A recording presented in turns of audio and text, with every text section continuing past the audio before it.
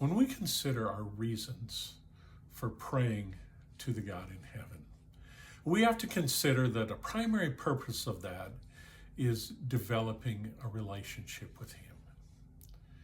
In the last video, I discussed one of those, which is really seeking after God's heart. And I noted the example of King David in the Old Testament, who's called a man after God's own heart, despite his own sins. I want to look at something similar to that. That is to have friendship with God.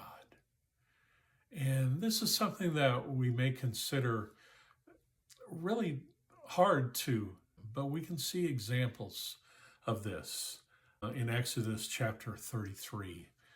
It tells us that the Lord would speak to Moses face to face as one speaks to a friend. And then in James chapter 2, he's describing Abraham. And he says, the scriptures say, Abraham believed God. God counted him as righteous because of his faith. He was even called the friend of God.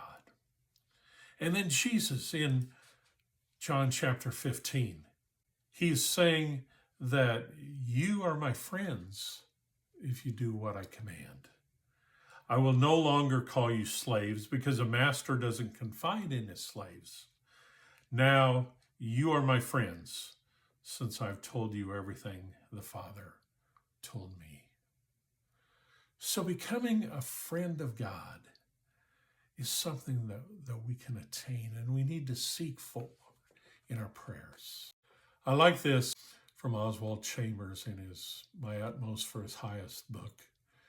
And he says the whole experience of life is designed to enable us to enter into this closest relationship with Jesus Christ.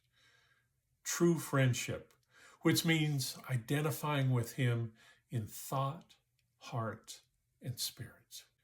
He says, the Christian who is truly intimate with Jesus will show the evidence of a life where Jesus is completely in control, allowing Him to satisfy every area of life to its depth.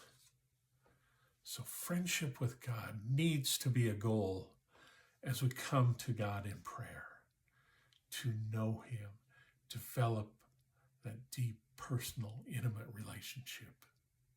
That is what prayer is all about.